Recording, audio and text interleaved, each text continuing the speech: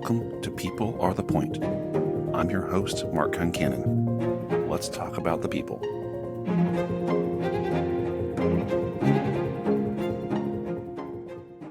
Hello, I'm Mark Concannon, your host for People Are the Point. Thank you for joining us today as we talk with Dan Hwang. Dan has been a long-time automotive industry expert, supporting a broad range of brands as they push into new spaces. Most recently, supporting Hyundai as they continue to be a leader in alternative drivetrain technologies and moving towards autonomous vehicles. He has also done work as an entrepreneur, with experience in startups, and being part of the global ecosystem. Enjoy the show. Thank you. Well, Dan, thank you for joining us today. Hey, Mark. Where are you calling in from today? I'm actually calling in from offices in Fountain Valley, California. Okay. Yeah. Yeah, you've been a long-time California resident across a number of automotive manufacturers. So you really love California, or is it just kind of worked into the career? It's a little bit of both, I'd say. I've always been a lifelong automotive enthusiast. I remember having a car and driver subscription as a Christmas gift in third grade. Had that for the longest time. But in addition to that, it's just I got tired of the New York winters. After 30 years, I was like, I need to go to some warmer climates. So I ended up in Southern California and just kind of rolled with it. So yeah, it's been great. Now I'm on my, I came out here in 2001. So been 24 over 20 years now. Yeah, that's great. Well, you've traded the cold winters for fire. I don't know how you feel about that natural disasters, fires, mudslides, earthquakes, you name it. But I'll take that for the nice balmy winters for sure. That's great. So as you've spent the time, I think, one of the things I found fascinating about your experiences in your career was you helped Nissan shut down out in that area as they moved out of California. Can you talk about like how that worked for you and the relationships with the folks? I'm sure you lost a lot of people who decided to follow them. You had a number of people who decided to stay. Can you talk a little about how that experience went and how it was for you and some of the relationships that came out of it? Yeah. That was, I think, in 2005 or 2006. So it's been quite a while now. It took a lot of people by surprise, particularly in the automotive industry where you don't see much drastic change that often.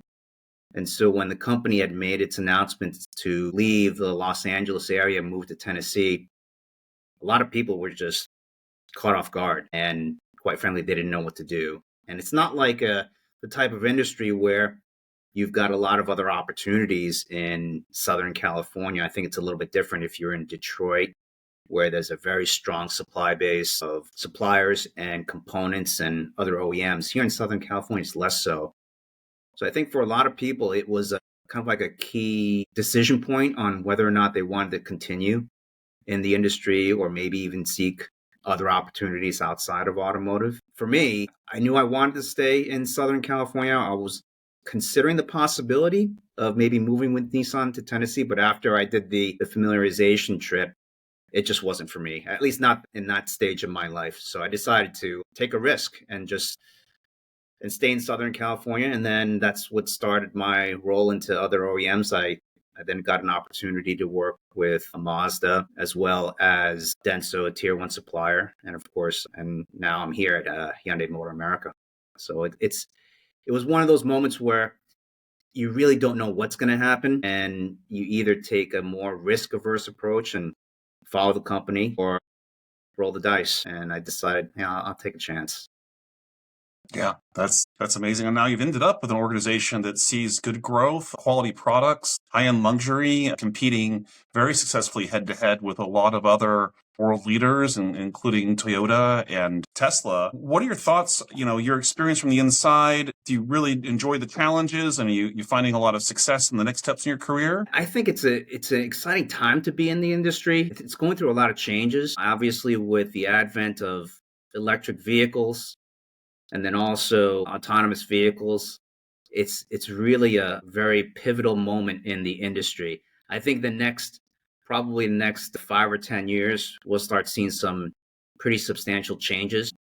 It'll really be a determining factor as to who's going to survive. And I think those that have the deepest pockets will eventually make it out on the other end. And we've already seen a lot of players in the space that are outside of automotive, namely software-based companies that are, they just didn't have the capital to make it out to the other end. I think it's a good time to be in this industry. You just have to be dynamic and flexible with what you want to do.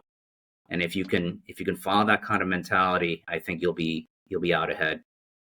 Yeah, I think that's one of the things I've really been impressed with Hyundai on their willingness to take some chances and lead the way in new areas, especially as they look at electric and then competing appropriately in self-driving. What are your personal thoughts around the self-driving and the autonomous space? How do you see that affecting us? Do you think it's going to be we don't own cars anymore? Do you think people are going to want their dedicated autonomous vehicle? What are kind of your thoughts of what that's going to do for us in our home lives? Personally, I think that there'll always be a market for those that want full autonomy. I don't see it as being the end all be all solution for everyone. It's a great technology to have and it serves specific purposes, but at least as far as I can see, I don't think it's going to be universal. Not so much because of the technical issues. I think it's from a capability standpoint, from an engineering standpoint, I think we have that capability today. I think it's more along the lines of the challenges of regulatory concerns and a business model standpoint on making the numbers work. Because early on in any kind of new technology, particularly one that's very capital intensive, it's a huge risk. And in order to try and recover that or amortize those costs, it's going to take a while. So I think there'll be a niche of people that would want to own their own autonomous vehicle. And at the beginning, it's going to be quite expensive. And then there'll be others that will still want to drive and maybe have a more blended approach, maybe like a multimodal transport philosophy. I think it'll take time. And if we can get the infrastructure side to contribute to the effort, we'll see it happen more rapidly. Because right now, everything is embedded in the vehicle and you're asking the car to do way too much. Whereas if everything was networked, and everyone knew where everyone else was in terms of the vehicle space, then you offload the computing power to the network. Cars can be lighter, so to speak, and a more, I guess, client-server-based type of approach. And that lowers the cost of the vehicle. And if we truly have every vehicle networked and they can't possibly collide into one another, then you may not need airbags. You may not need a reinforced chassis structure. It'll all reduce costs. So I'm hopeful in the end that we'll get to that point, but it's going to take time. Yeah, I think that's a really good point. One of my team, we were at CES and we were looking at some of the autonomous options, and some of them are geared towards, for example, getting the elderly from their condo to a doctor's office and back, and eliminating some of the, take the driver out, and all of a sudden you reduce the immediate cost by 30 or 40% easily, as long as amortizing that investment. To your point about the technology, over a long enough period.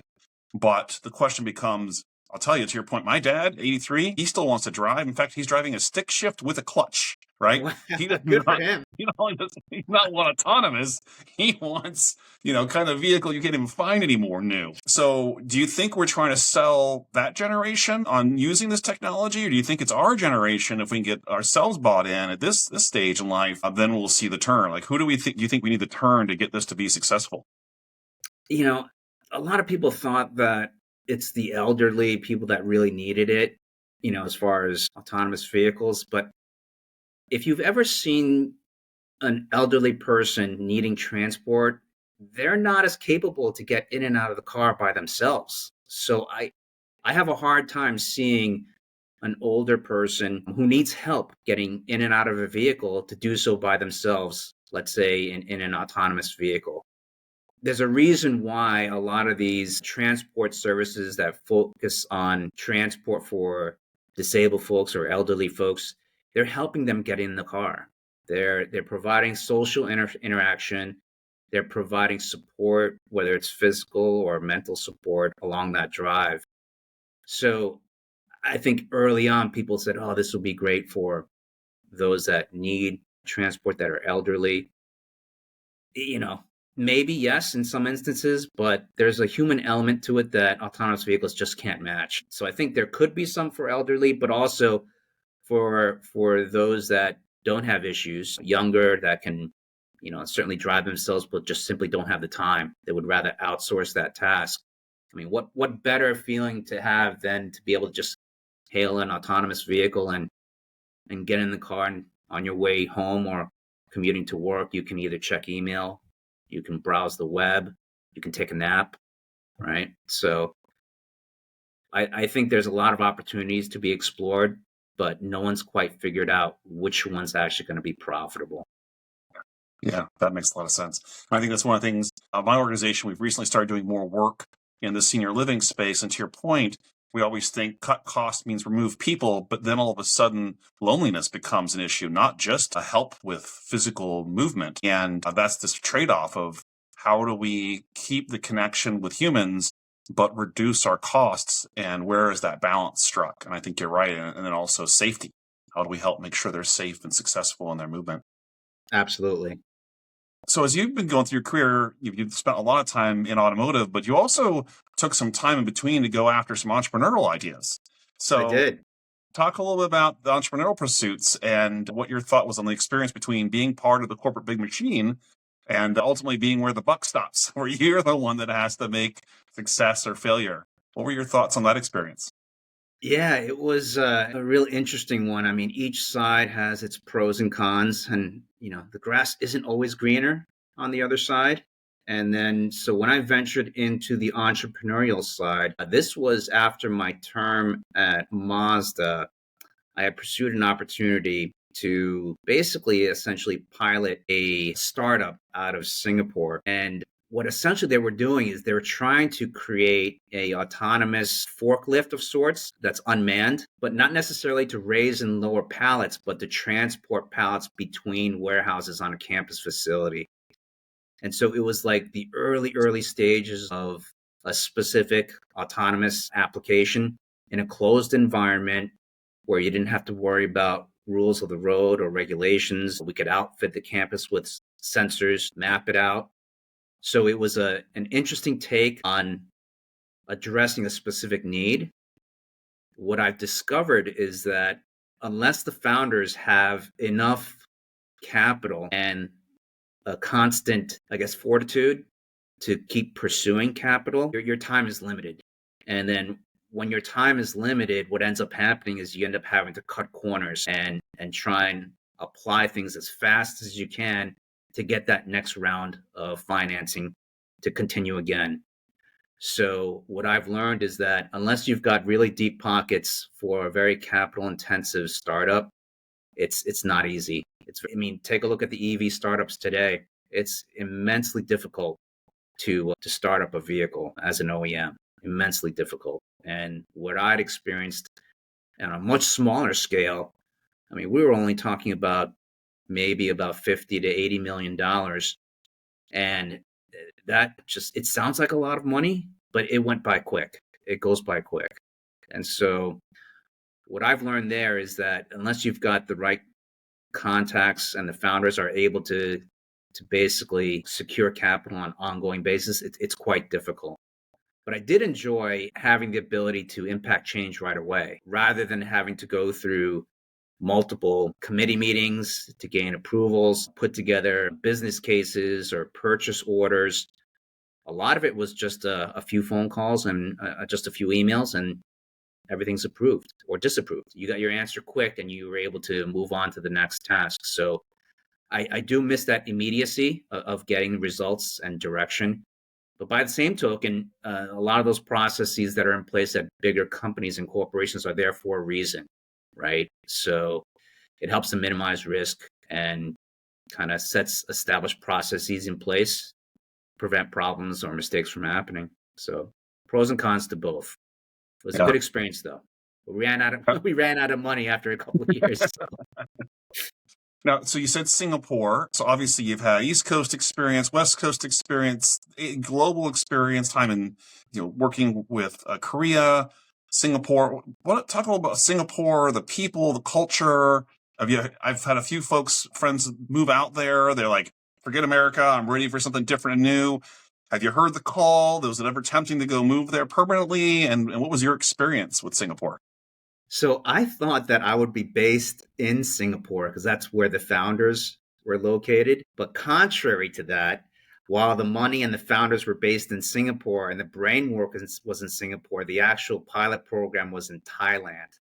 So I spent a majority of that time in Thailand and going back and forth to Singapore to meet with the founders to see what the status was. Living in Southeast Asia has opened my eyes into realizing that I do have alternatives of places to retire outside of the US that are far more, I guess, affordable than the US is. So it really kind of opened my eyes to consider countries like Thailand, Vietnam, Cambodia, Philippines, really as possible destinations outside of the US to retire. Singapore, on the other hand, a very small city island state nation. So you could drive from one end of Singapore to the other in, just a couple of hours. So it's not very big and it's quite expensive. But it's a beautiful area, great culture. It's a blending of East and West. Food's great. Climate gets a little muggy and hot in the summertime, but outside of that, it was fantastic. I loved it. That's amazing. So you've had such a broad range of experiences from being inside different OEMs, consulting, entrepreneurship, startup. Who are some of the people that have influenced, your career and really stand out as helping you either know what not to do or really encourage the way you want to handle your relationships and your job? What are some thoughts there? Early on when I first entered the workforce, this was in 94, and there was a company called MCI. And it was a competitor to AT&T for long distance phone service and datacom. And I worked in Boston at the time. And one of the first people that I met when I started working there, his name was Nick. So I call him Boston Nick. He had a very interesting approach to B2B sales, because that's the group that we were in. We were essentially selling long distance phone service and data communications and dial-up internet access, door-to-door to SMBs, small, medium business enterprises. And he had a really great approach. For him, it was all about trying your best. And if things don't work out, learn from your mistakes and move on. It wasn't like corporate sales where you have to maintain and nurture a relationship over a period of months or even years. These were just the mom and pop storefronts. So it was more of a numbers game more than anything else. And Nick's approach really helped to frame my mindset correctly, because I was such an introvert. I would be devastated when someone said no to a business proposal. And I couldn't shake it. I couldn't get over it. So seeing my angst and frustration and somewhat, I guess, borderline depression that I wasn't being successful, he just said, hey, look, it doesn't always work out. Try your best. And then if it doesn't work out, move on. Don't look back. And he applied that same mentality to dating too. And this is a guy, mind you, it's not exactly GQ. We were both about the same height, which means we were both kind of short. He was a bald guy in his mid-20s. And yet he got some of the most gorgeous dates ever. And I'm like scratching my head. I'm like, how's this guy doing it? What's his secret? And he said, it's the same approach. He's like, my approach to B2B sales is the same in my personal and dating life. So I was asking more questions about this. And he's like, look, you put your best foot forward. You ask for the date. And if she says no, don't waste your time. Move on to the next one. He had a very unique mindset in that it was a mindset of abundance and not of lacking. I had a mindset of lacking, meaning that's the only opportunity I have. That one, magazine store or that convenience store is the end all be all of my number for the next month, or that girl I want to go out with, she's the one I want to marry. So it was a limited mindset. And Nick kind of flipped it around. He said, don't worry about it. He's like, move on. If it doesn't work out, that's not a big deal. Learn from it, move forward, don't look back. So I've used that same approach now, even to this day, where, you come across challenges and issues, and you can either continue to dwell on it forever, or you can just accept those terms and then move on. And so he's been probably one of the few people that I've met early on in my career where his mindset, his perspective, and his approach, not only in his personal life, but also from a B2B standpoint, that still resonates with me today. So That's I thank amazing, Dan. him. Yeah, I thank him And quite a I bit think you for it. just brought up something. People, I mean, today we always talk about, shifting from, looking at the world as limited versus looking at the world as there's always the next one that like you're saying, the abundance. It sounds like a little bit of part of the success there. And people struggle with that every day today. They hear the message, but actually making that mindset change, it sounds like it was really helpful to have someone who didn't just say it, but lived it and gave you that role model of success. That's great. Yeah, it's hard. I still struggle with it today. Do I have enough money for retirement? I'm always constantly thinking in my head about preparations, about the lack or not having enough. When in fact, if you really take a wider perspective of life and where you are now, for most people, you're okay. You've got a roof over your head. You don't have to really worry about where your next meal is coming from, and you certainly don't have to worry about whether or not you're going to see tomorrow, right? So we all have to kind of take a step back and take a wider perspective on things. And once you realize that you're okay, then that mindset of lacking and or fear starts to subside. No, that's really good. Well, you mentioned retirement, which of course our hope is always to get to some spot where we do more of what we like to do and less of the work. So I know how much you love work and the challenges that are put in front of you and pouring yourself into it. When you do make some time for yourself, what do you tend to do on your free time, or what are some passions beyond the work challenges? Work can be really stressful, right? And especially today when you've got to really show a lot of output, everyone wants to ensure their, I guess, existence in the company. So they're kind of overextending, doing more than they're asked for. And I'm really no different, right? And what I've discovered is that type of pressure that I put on myself really is starting to show in terms of my decline in my physical health, my mental well-being. So a few years ago, I started meditating or trying to meditate, and it wasn't easy. I couldn't.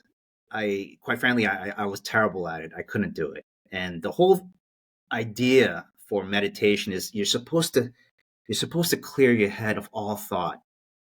Well, I can't do that. It's impossible for me to do that. And one of the methods they say is, well, if you need help in clearing your head, have your mind focused on breathing, because that keeps you in the present moment. You can't breathe in the past. You can't breathe in the future. You can only breathe in the here and now. So the idea was, okay, let me try that. Let me do a breathing meditation to see if that'll kind of focus and calm my mind. Well, I've tried that many times, and my mind just kind of goes off in all these different directions. It just didn't work for me.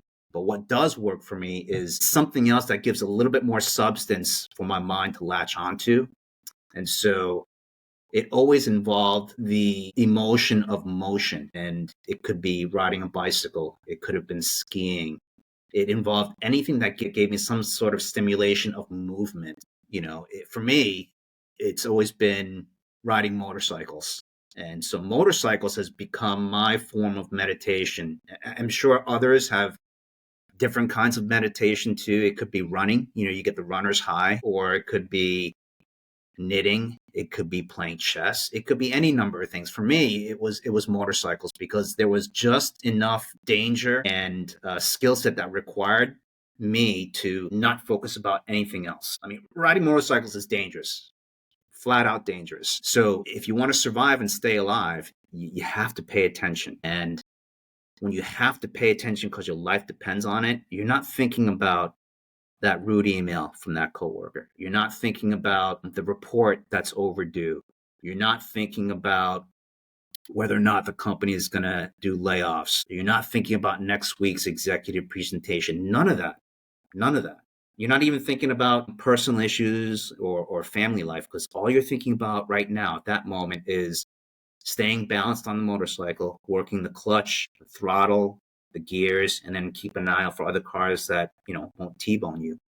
And so that by that very nature of blocking everything else out of my head and just focusing on that task really helps to clear my mind. So when I'm done with the motorcycle ride, although I'm kind of mentally and physically exhausted, it's refreshing because it feels like a reset in my mind. So for me, motorcycling is that form of meditation. And I'll continue to do that as long as I can. And then once I get to the point where I can't do that any longer, I'll probably transition to bicycles. I mean, I still ride a bicycle every weekend for fitness. So I'll try and do that. And then if I still can't do bicycling, maybe e-bikes will be more affordable and I'll transition to an e-bike and get a little bit of help. But that's my main form is really the motorcycling as a meditation to kind of get into a flow state, to kind of get in the zone, to clear my head. And that's the same approach I take at work is trying to get in that flow state or in that zone, not think about other stuff, just focus at the task at hand, and then try and get as much done as possible. And then you get that, it's hard, that joy of productivity. Like you can look back and see what you've accomplished. It's kind of like when I was in high school, I would mow lawns in the summertime, and there was this one neighbor had a huge yard, and I would mow the yard in different patterns each week. One week it would be a diagonal pattern. The next week it would be a parallel pattern. And then it was hard. It would take about an hour and a half. But when I was done, I would look back and I would see the patterns in the lawn. I'm like, oh, that looks awesome. That looks good. That's the kind of joy that I try and seek here at work. The only difference now is like, oh, that PowerPoint came out great. Well, that storyline is perfect. So sorry, long answer to a short question. No. Yeah, no, that's really great. So I think just a couple of things there. I heard you say, getting that mindset of plenty. It was great to have a role model show you it, like live it. Also, it sounds like, part of the joy in life is meditation and the reset there. And that helps with the work world and it helps you not be as concerned about outcomes. That's awesome. Any other major highlights as you think about your balance of people in your life and work being so central to everything we do? Anything else there that you find helps you with those relationships, or do you find you bring coworkers close at work, or do you kind of keep work and life a little separate? That's a really good question. I think if you were to ask me this question 20 years ago, I would have a much different answer. Now, looking back, I'll give you both answers of Dan. If it was the Dan of the early 20s, he would say, screw personal life, focus on work, get as much done as you can, knock it out of the park 24/7, 100%, all the time. Forget about birthdays, forget about dating, forget about family life, just get it done at work and climb your way up the ladder. Now, I think my perspective has changed quite a bit. Work and your job shouldn't define you. It's a part of what you do, and it's an important part of what you do, but it's not the only defining factor of who you are. And so for me today is I practice kind of like a selective cross-pollination of what happens at work and what happens in my personal life. I think early on I kept things very separate. I wouldn't let one part of my work life get into my personal and vice versa. And I think to some extent that's good for certain things, but for other things it's okay. It's okay to talk about the wins at home, right? Or the wins at work. And maybe not so much about, complaining about the frustrations in the office workplace and bringing that home to your family. That's just, you're bringing home the bad vibes and the bad mojo. And it's one thing, it's okay to vent.